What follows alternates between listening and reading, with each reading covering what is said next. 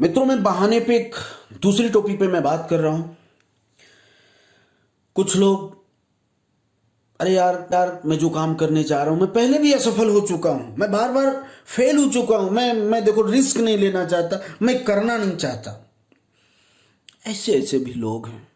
एक ही बहाना भी लोगों को आगे कोशिश करने से रोकता है।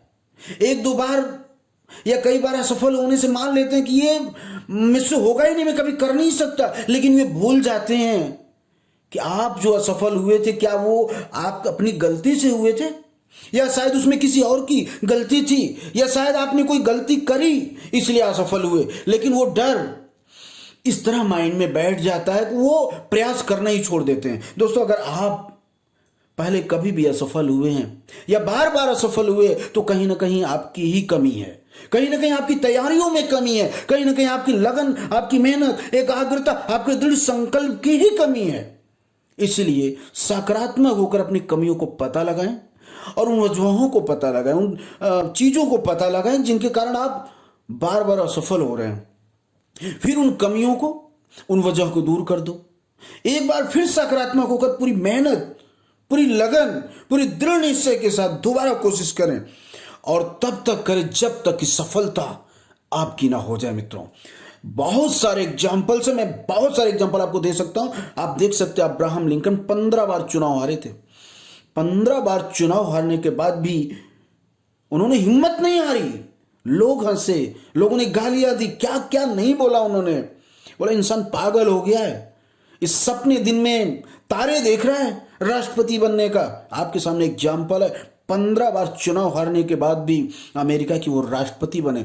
थॉमस अल्वा एडिसन को देख लीजिए, उनकी पूरी इंडस्ट्री जल गई, लोग रो रहे थे, लेकिन उन्होंने कहा, हंसते हुए, मुस्कुराते, उनके चेहरे पे मुस्कान थी। लोग मायूस थे, लोग बोल रहे थे कि इतनी बड़ी इंडस्ट्री जल गई, सालों 10 सालों का, 15 सालों की मेहनत पूरा फेल हो गया और आप मुस्कुरा रहे हो। उन्होंने बहुत प्यार से मुस्कुराते हुए एक वर्ड बोला कि मेरे 10 साल की गलतियां खत्म हो गई, जल करके राख हो गई, हम एक नई शुरुआत करते हैं और अब की बार सफल होने से कोई रोक नहीं सकता। आपको पता होना चाहिए, एडिसन ने 999 बार फेल होने के बाद बिजली के बल्ब का आविष्कार किया था, जिसका आज हम लोग उपयोग करते हैं। मित्रों, सदी के महानायक की बात करें, अगर अमिताभ बच्चन की बात करते हैं, आप उनके कैरियर को देख लीजिए, 17 बार फ्लॉप हुए थे। पता है, उनकी खुद की कंपनी फ्लॉप हो चुकी थी, लेकिन क्या वो स्टार नहीं है? सुपर स्टार, जो भी बोल सकते हो, महानायक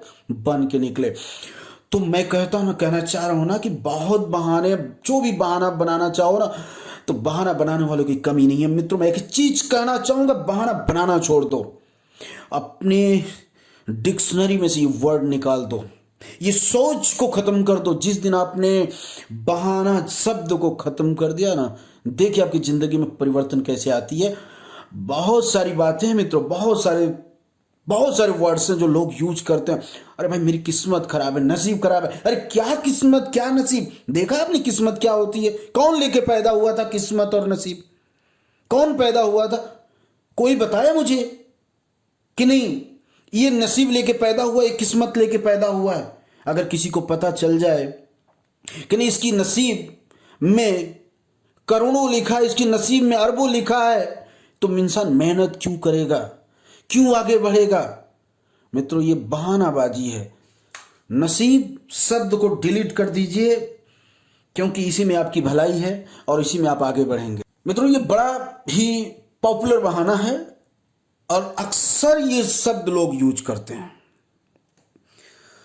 तो मैं आपको बता दूं कि जब लोग किसी काम में फेल हो जाते हैं ना, या वो जो चाहते वो नहीं मिल पाता है, तो वो अक्सर अपनी किस्मत को दोष देते हैं।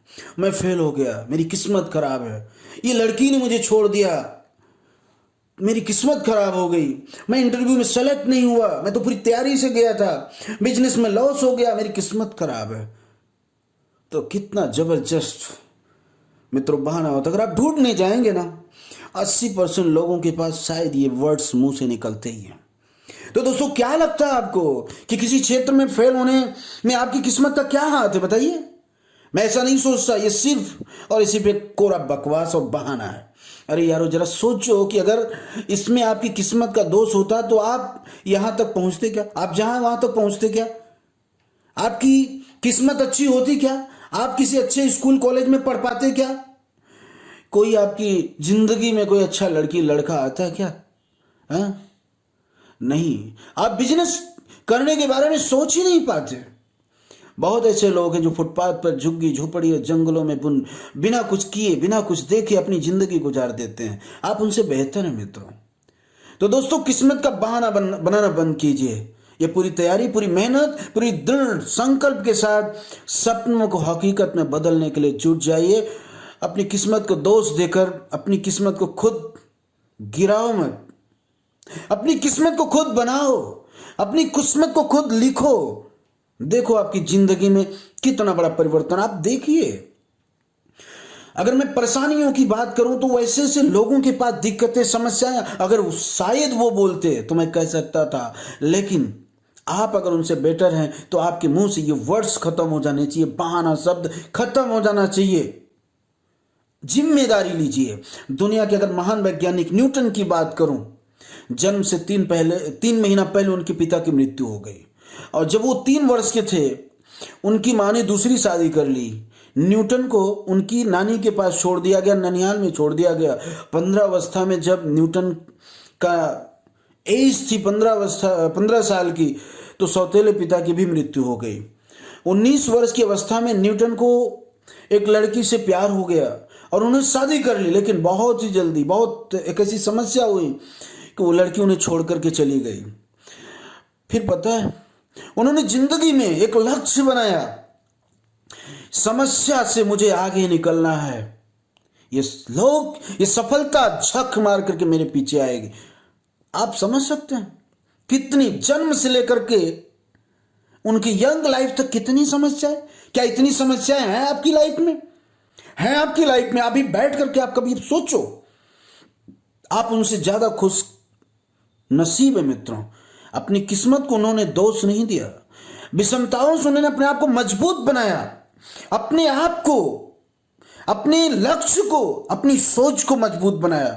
पता है, गुरुत्वाकर्षण के नियम का उन्होंने ही आविष्कार किया और एक महान वैज्ञानिक के रूप में वो जाने जाते हैं मित्रों।